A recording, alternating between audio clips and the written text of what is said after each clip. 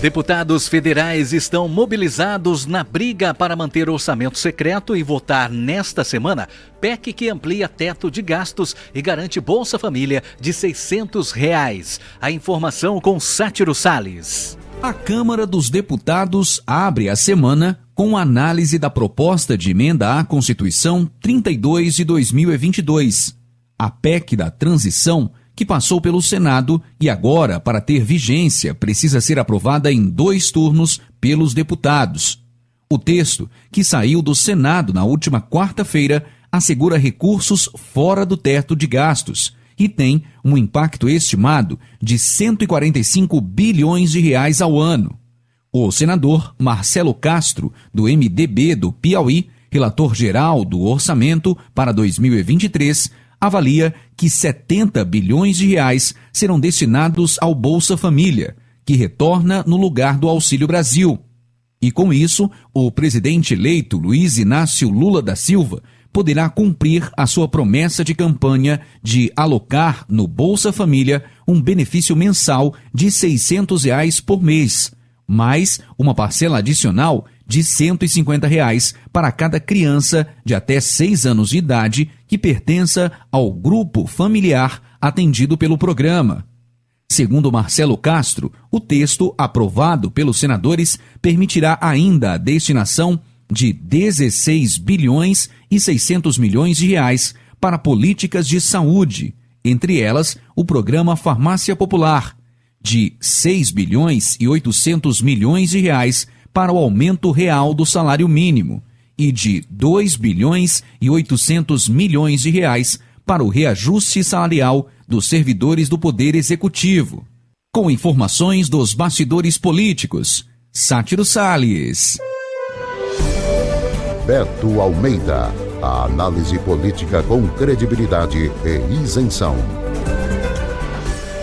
Olha só, Marcos, tem uma questão nessa determinação, vamos dizer assim, do presidente da Câmara dos Deputados, Arthur Lira, em anexar uma proposta que já está em tramitação da Casa desde 2019, e essa PEC trata exclusivamente de recursos que são destinados às universidades, mas aí ele está apensando a PEC da transição, que é essa PEC que prevê esses recursos extras orçamentários aí, extras além do teto, junto com essa PEC de 2019, porque tem um objetivo: é acelerar a votação na Câmara dos Deputados. E por que isso? Porque é uma corrida contra o tempo. A tramitação de uma PEC, regimentalmente, ela é muito mais demorada na Câmara do que no Senado. Por que ela é mais demorada? Porque é o seguinte: no Senado, a poderosa CCJ, que é a Comissão de Constituição e Justiça da Casa, ela pode analisar tanto a admissibilidade quanto o mérito da proposta. Quando eu falo em admissibilidade da proposta, eu estou dizendo o seguinte: ela vai checar se a proposta realmente está de acordo com a Constituição.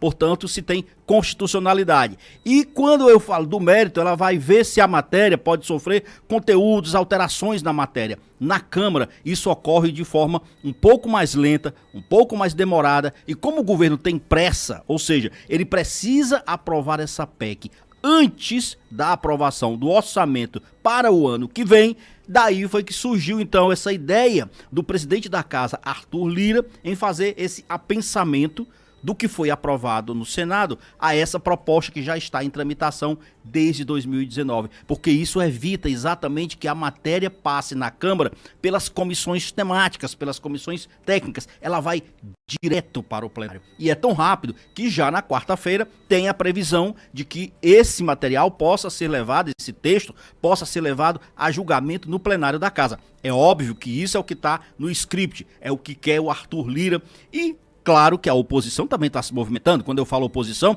é a ala bolsonarista, são os partidos do Centrão, e isso porque eles querem, por exemplo, evitar ou pelo menos criar dificuldade, propor alterações no texto. Se ocorrer alguma alteração, aí, meu amigo, todo esse projeto aí de agilizar vai por água abaixo. Sabe por quê? Porque aí a matéria tem que voltar para o Senado novamente. Então, é uma corrida contra o tempo, uma corrida de barreiras, e principalmente o governo, tanto agora a bancada atual como a articulação do governo de transição, tem que trabalhar duro para garantir maioria na Câmara e evitar que os bolsonaristas, a oposição, consiga, por exemplo, emendar, fazer alguma alteração no texto que foi aprovado no Senado e aí dificultar todo esse cenário, Marcos. E esse pessoal para agora no final de ano, tem recesso até a equipe de transição? Tem sim, tem recesso. Inclusive, por exemplo, o orçamento da União, a expectativa é que no estourar ele seja aprovado até o dia 23, portanto, aí já na antevéspera do Natal, né? Na véspera do Natal praticamente. Então essa é a expectativa. Lógico que já ocorreram casos, por exemplo, Marcos, em que o orçamento não foi votado e não tendo sido votado, o Congresso não pode suspender suas atividades, ele tem que dar essa continuidade, mas a expectativa na realidade é essa, porque não é apenas aprovar o orçamento. Para aprovar o orçamento tem que antes aprovar essa PEC. Imagina aí a verdadeira corrida contra o tempo. Então, na realidade, tudo tem que ter um desfecho, principalmente dessa PEC, realmente, para essa semana, no máximo, na próxima, e para aí sim votar o orçamento, para ter início o recesso antes do Natal. Levando em conta esse assunto, ainda bem que a Copa para os brasileiros acabou, né, Beto Almeida? Pois é, não tem mais pelo menos essa desculpa, né, Marcos? Porque ainda teríamos, por exemplo, se o Brasil tivesse passado de fase, já amanhã, mais uma semana aí, né? Já, pronto, a gente já teria aqui uma semana complicadíssima em relação à Copa, onde os expedientes iriam funcionar a meia boca, como se diz. Então, meu amigo, pelo menos com relação ao futebol, temos essa tranquilidade. É claro que a semana será ainda muito mais agitada. O Luzenor falou, por exemplo, Marcos, que no caso do presidente Lula e do seu vice, Geraldo Alckmin, eles serão diplomados hoje. Ou seja, é a última etapa do processo da eleição de 2022. Ela acaba realmente de vez com aquela balbúrdia de que Lula assume ou não assume, vai ser legal, não vai ser legal. Não. TSE hoje vai dar finalmente o seu veredicto de que os dois estão sendo diplomados e reconhecidos por fato, por direito, que são os novos presidentes e vice eleitos. E claro, para além disso, você imagina, olha, são 300 convidados, meu povo, apenas 300 convidados para estar hoje na posse de Lula, lá no TSE. Mas imagina aí os bastidores políticos, de representantes partidários que vão estar em Brasília, independente de estarem ou não no plenário principal do TSE, porque é onde vai se dar o palco nos bastidores de muitas decisões para ministérios que ainda estão sendo avaliados, que têm nomes para serem indicados, e a semana é decisiva. Inclusive aqui para o estado do Ceará, a governadora Isolda Sela vai estar hoje nessa diplomação. Ela, Camilo, Elmano, lógico, e a governadora Isolda Sela é um nome central nessa expectativa nossa, cearenses. Por quê? Porque ela pode vir, de fato, a ocupar a pasta do Ministério da Educação. Não tem nada confirmado. O PT não quer entregar esse cargo para a Isolda, isso é a verdade. O PT quer a vaga, quer ficar com o Ministério da Educação, mas Isolda continua sendo uma das muitas cotadas. E não só isso, há uma expectativa, inclusive, também em relação aos nomes que Lula vai divulgar, porque houve uma reclamação forte na semana passada dos primeiros nomes divulgados, por exemplo, não tinha uma única mulher, se reclamou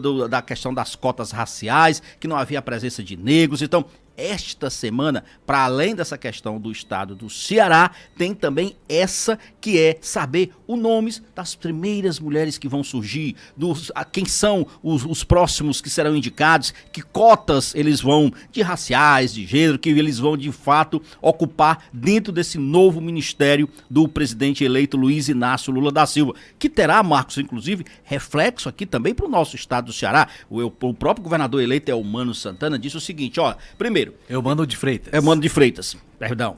Ele disse o seguinte, nós vamos seguir uma ordem, assim, pelo menos de ajustar tanto a questão das secretarias, inclusive com o calendário de indicar também os nomes dos secretários após as indicações que forem feitas pelo presidente eleito Lula. Então aqui esta semana estão sendo também aguardadas com expectativas os primeiros nomes. A gente até já falou muitos aqui, já citamos a secretária de Fazenda como um dos nomes que ele próprio nos confirmou aqui numa entrevista comigo e com o Luzenor de Oliveira. A gente já falou inclusive também do chefe da Casa Civil, Chagas Vieira, que por razões até agora não confirmou, mas o Eumano já deixou muito explícito que gostaria de contar com ele. Há uma expectativa, inclusive, que o Eumano disse o quê? Que quer aproveitar boa parte da equipe atual que vem do Camilo e que está na Isolda. Mas isso não quer dizer que essas pessoas possam permanecer, esses nobres secretários, nos mesmos cargos. A tendência é que possa haver um rodízio, porque ele diz que é uma equipe que ele conhece,